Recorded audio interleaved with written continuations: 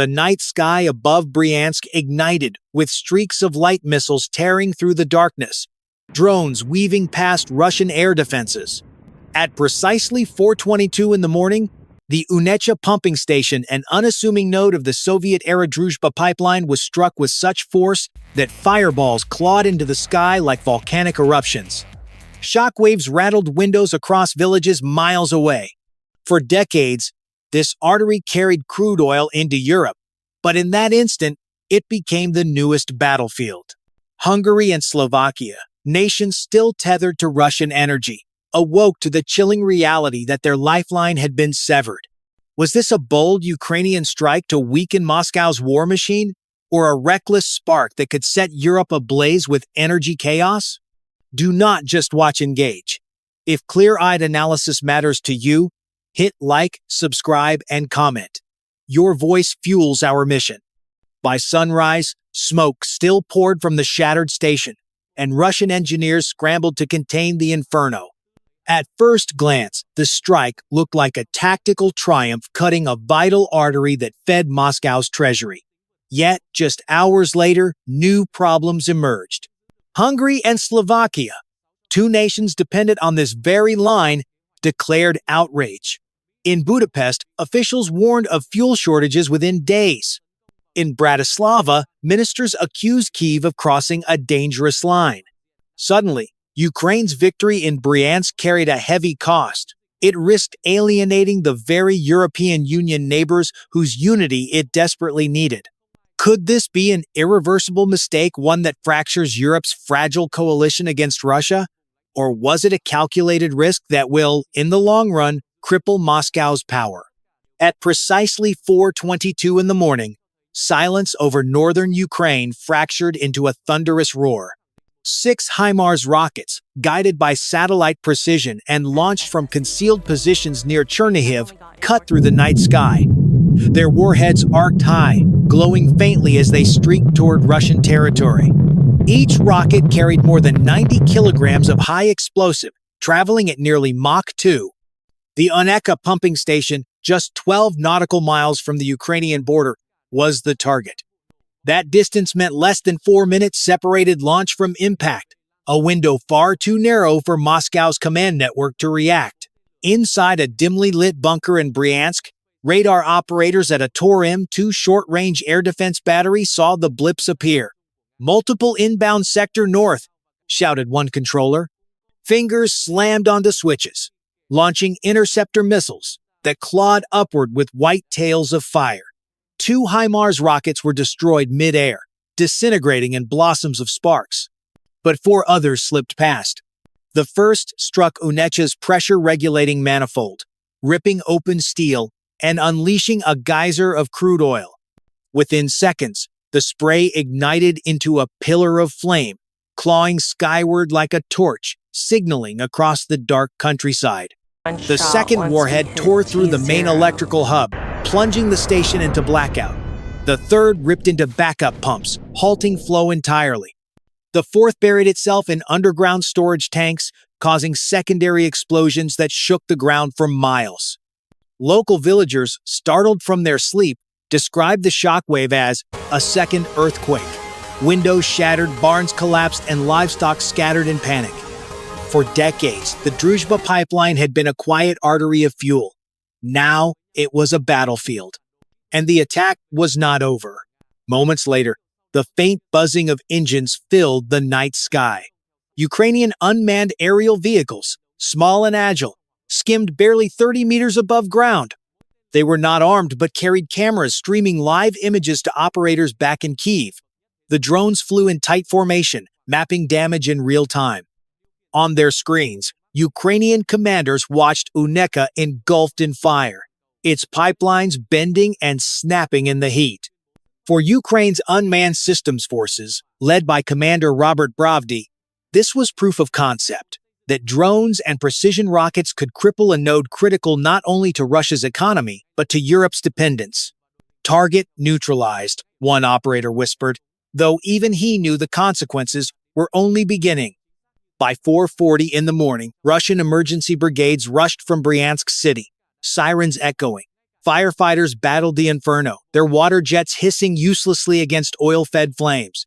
Engineers attempted to shut off valves upstream, but the control systems had been obliterated. Crude continued to gush, feeding the firestorm. Inside the Kremlin, reports reached the general staff. The Druzhba line was not just Russian, it carried crude to Hungary, Slovakia, and indirectly to Germany. By cutting it, Ukraine had not only struck Russia, but had also disrupted Europe's fragile energy network. This is not just sabotage, one advisor warned President Vladimir Putin. It is an attempt to divide us from Europe. At 5:05 in the morning, new sounds echoed along the Bryansk highway, the grinding treads of armored vehicles. A Russian motorized rifle column, reinforced with T-72 tanks and BMP infantry carriers, raced toward Unecha. Satellite images later showed at least 30 vehicles dispatched. The Ukrainian strike had been planned with precision, but planners had not predicted Russia's speed of mobilization. As dawn broke, villagers watched columns of smoke intertwining with the first light. Some recorded videos later spreading across Telegram, flames stretching dozens of meters into the sky, Russian soldiers disembarking, and anti-aircraft guns swiveling toward the border. Meanwhile, inside Ukraine, debates unfolded in a Kyiv command room. Should follow-up strikes be launched before Russian forces secured the site? Some argued yes, that a second wave could inflict permanent damage. Others cautioned restraint. Each rocket we fire risks pulling NATO deeper into the political storm, one senior officer warned. Hungary and Slovakia will not see this as liberation, they will see it as aggression. That warning proved prophetic. At 5:30 in the morning, Hungary's Foreign Minister Péter Szijjártó issued an emergency statement. More than 60% of our crude oil supply has been cut off. This is not acceptable. We demand explanations. In Bratislava, Slovak Foreign Minister Juraj Blanar echoed the outrage, warning that within 5 days Slovakia would face crippling shortages.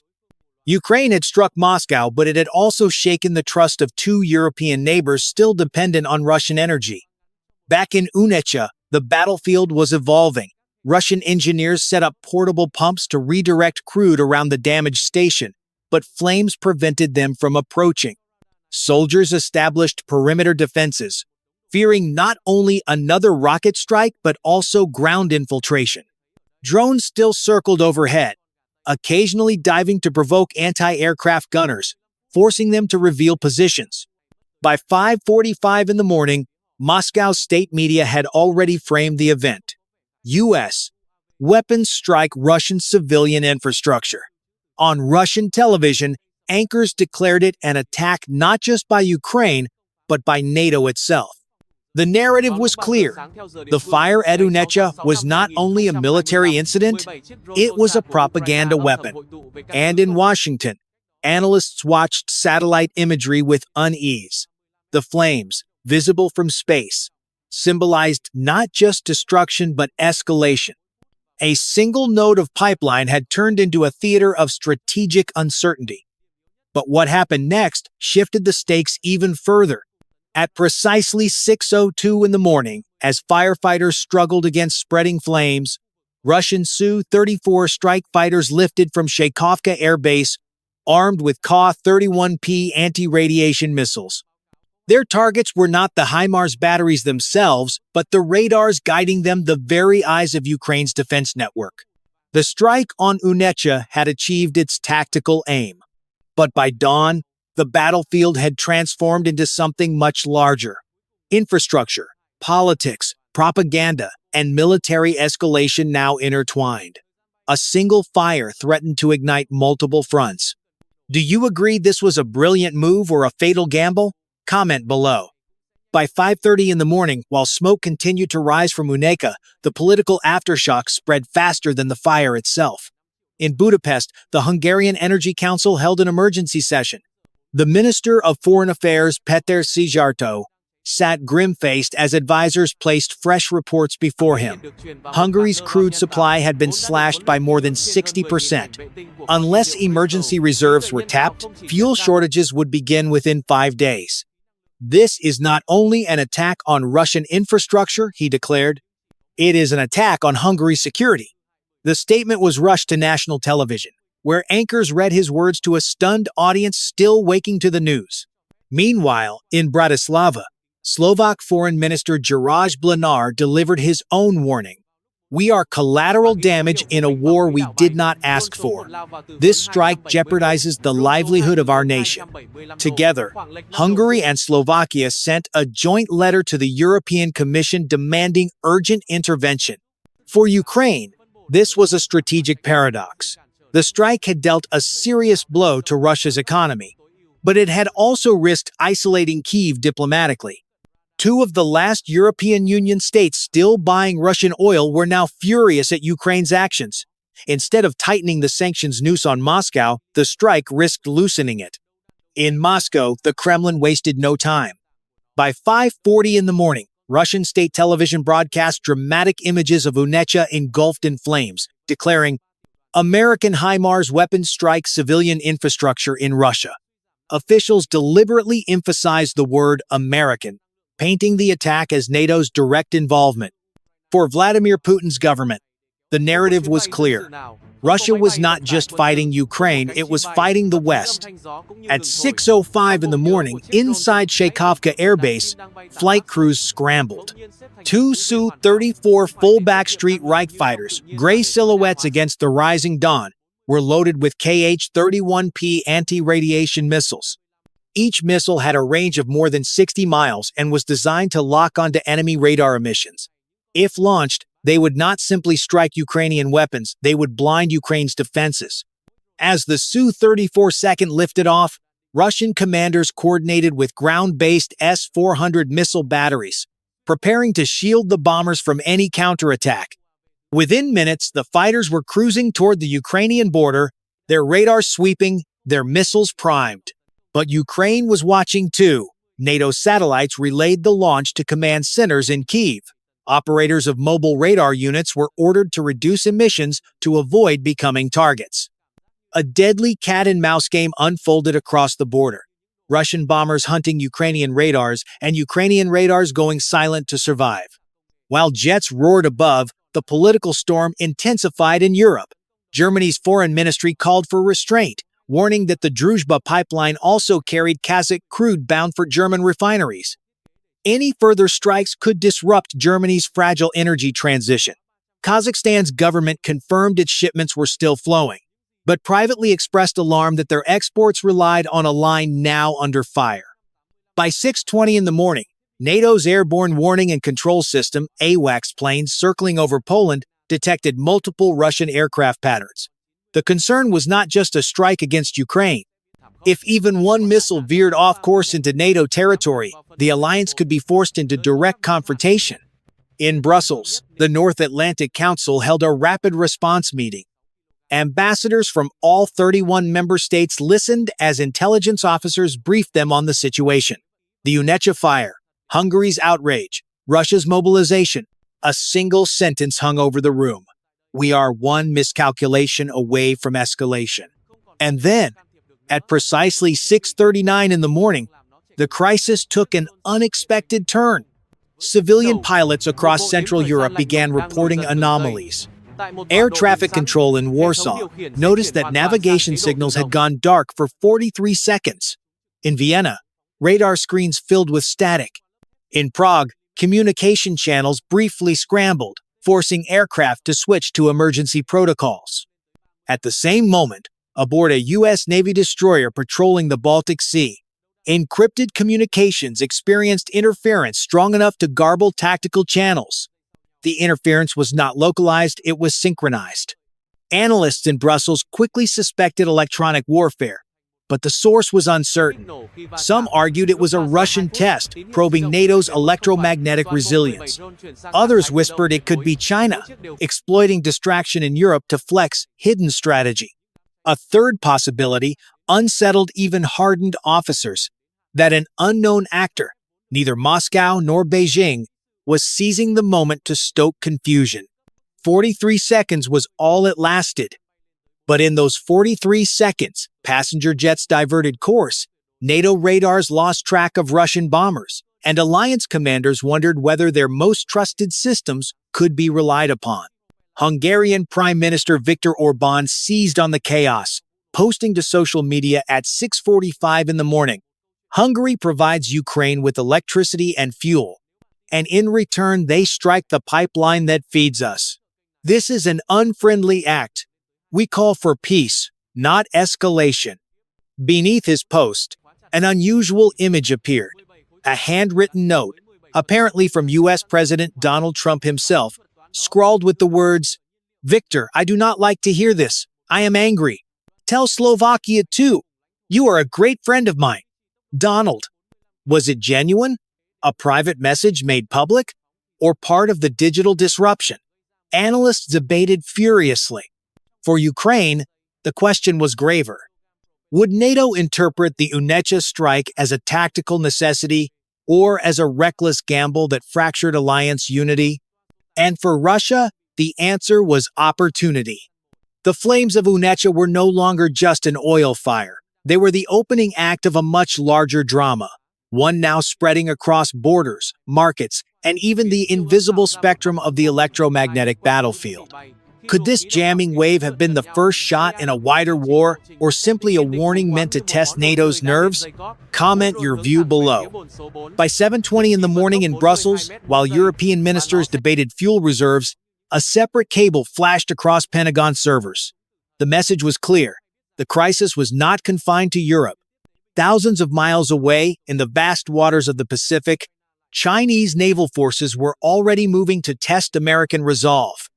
The Philippine Sea, east of Taiwan, shimmered under the morning sun. Cutting through the waves was the USS Ronald Reagan, a Nimitz-class aircraft carrier bristling with more than 70 combat aircraft. Escorted by the destroyers, USS Mustin and USS John S. McCain, the strike group had been conducting routine exercises. But on this morning, nothing felt routine. At exactly 7:43 in the morning, the carrier's Combat Information Center detected unfamiliar pings on sonar. Submarine contact bearing 245, speed 6 knots, depth estimated at 200 feet. Analysts identified it as a Chinese Yuan-class diesel-electric submarine, renowned for its silence and armed with YJ-18 anti-ship cruise missiles. The range: 130 nautical miles. At that distance, a missile could hit the carrier in less than 8 minutes. The U.S. Navy's response was immediate. Helicopters lifted off from the Reagan's deck, dipping sonar arrays into the sea to triangulate the intruder. On the destroyers, Aegis radar systems rotated, locking onto the sky in case of missile launches. Sailors braced for a confrontation. But Beijing's moves did not stop there. By 8:10 in the morning, 3 Chinese frigates advanced toward the strike group, cutting across the international median line in a maneuver long considered a provocation. Their radars scanned aggressively, challenging American formations. For Washington, the timing was chilling. As Europe reeled from the Unecha strike and electronic jamming, Beijing was probing the Pacific, testing whether U.S. naval power could stretch across 2 oceans at once. Inside the Pentagon, analysts revisited old war simulations conducted at the Naval War College. One scenario stood out: dual front overload. If Russia tied down NATO in Europe, while China pushed the Pacific to the brink, American forces would face impossible strain. Could one superpower defend 2 oceans at once?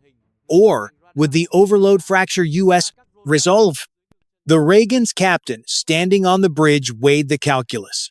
90 nautical miles now separated the Chinese task force from the American carrier. That distance meant an anti-ship missile, traveling at Mach 2, would take barely 7 minutes to cross. The Aegis system could intercept, but only if detection came instantly.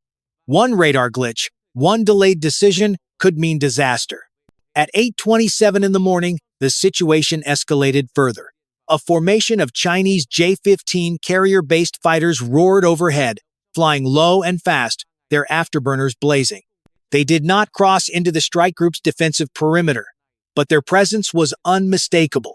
It was a message: we are here, and we are watching. Back in Washington, the National Security Council convened. Intelligence reports suggested the Chinese Navy was coordinating its maneuvers with Moscow's air sorties near Ukraine. The two crises were not isolated, they were synchronized. What looked like coincidence might, in fact, be a hidden strategy. Overwhelmed the U.S. Navy with simultaneous flashpoints. At 8:30 in the morning, the Reagan's radar screens lit up again. A Chinese destroyer, Type 052D, crossed the median line near Taiwan. Its course was deliberate, its speed steady. On the U.S. destroyer USS John S. McCain, officers debated whether to lock targeting radar, a step that would escalate the standoff. "If we paint them, they'll paint us back," one officer warned. "It's the point of no return." The captain hesitated, knowing that every decision was a message.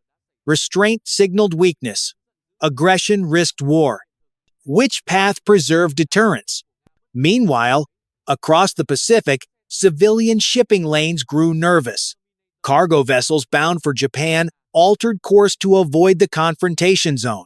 Insurance rates spiked by 12% within hours. The Pacific, usually a highway of commerce, had become a chessboard of naval power. By 8:50 in the morning, analysts noted the symmetry. In Europe, Russian bombers circled over Bryansk. In the Pacific, Chinese destroyers pressed against U.S. formations. Both occurred within the same hour, as if orchestrated. Coincidence or coordination? Inside NATO headquarters, the question grew urgent. Could this be the opening act of a joint Russian-Chinese campaign?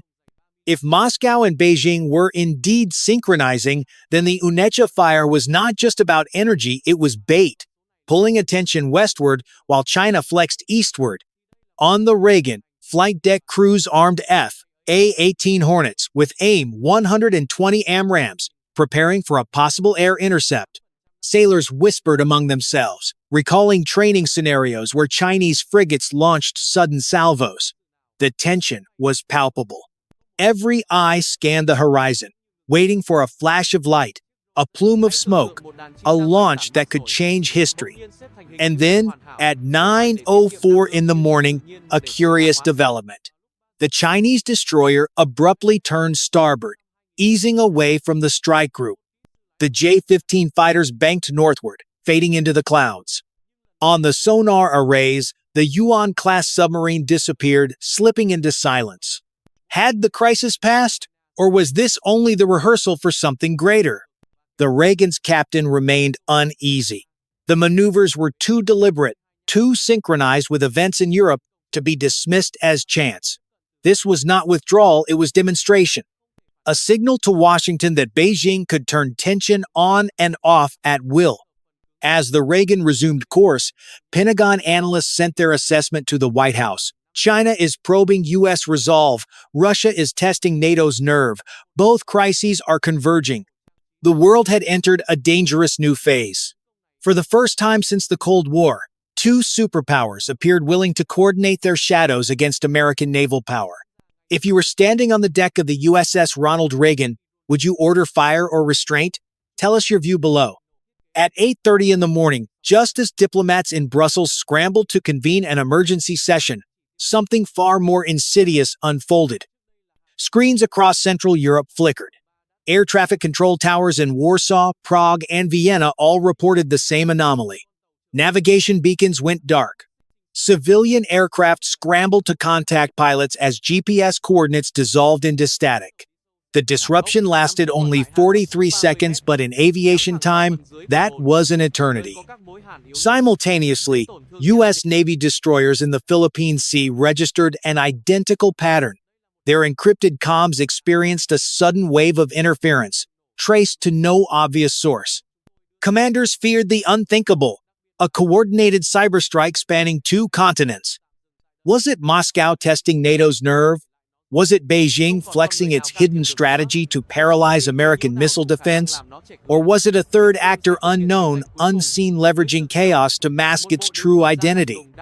The timing was too precise to dismiss. 8:30 in the morning in Europe was 3:30 in the afternoon in the Pacific, perfectly aligned for a synchronized disruption. For strategists at the Pentagon, this raised a chilling prospect. The battlefield was no longer limited to missiles and ships. It had extended into the invisible realm of code, signals, and disrupted trust. And yet the consequences were painfully real. Oil markets spiked 12% within hours. European commuters sat in grounded aircraft, and commanders on U.S. Navy decks stood unsure if their missile defense radars could be trusted. The Unecha fire had triggered not just outrage, it had opened the door to a new form of confrontation where no shot needed to be fired, yet nations felt under siege. But what came next would push even seasoned analysts into silence. An unexpected message, handwritten, appearing on Hungarian state television at 9:02 in the morning, claiming to be from U.S. President Donald Trump himself, urging restraint, yet also warning of unforgivable consequences if NATO unity fractured. Was it genuine, or was it part of the cyber illusion? Do you think this invisible strike could spiral into full-scale war, or is it merely a warning shot in the digital age? By 9:30 in the morning, the Unecha blaze still roared. Hungarian and Slovak ministers still fumed, and Russian bombers still circled their holding patterns.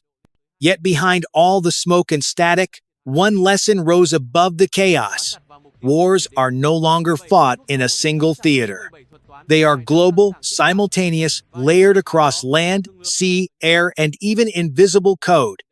The strike on a single pipeline proved how fragile Europe's energy security truly is. Hungary and Slovakia saw vulnerability. Moscow saw opportunity. Ukraine saw leverage. But the United States and NATO saw something greater, the reminder that deterrence is not just firepower, but resilience. When U.S. Navy destroyers in the Pacific raised their Aegis shields, they were not just defending steel hulls in the ocean.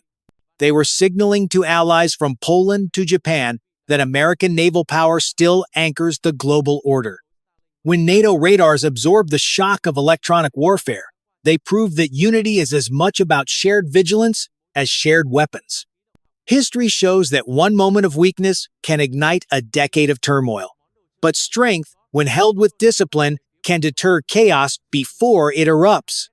That is why America's aircraft carriers patrol oceans, why NATO integrates missile defense, why alliances endure despite political strain. Not to seek conquest, but to prevent it. The Unecha fire will be remembered as more than an attack on infrastructure. It was a test of Europe's resolve, of transatlantic unity, and of how far adversaries are willing to probe. And though the morning ended without further strikes, the question lingers. How many more small sparks can the world endure before a global blaze ignites? The answer lies not just in weapons, but in wisdom. For true strength is not the missile that fires, it is the hand that chooses whether to fire at all. If you believe strength deters chaos, subscribe now and stand with us. If you think otherwise, tell us why. Because history is unfolding before our eyes and silence is no longer an option.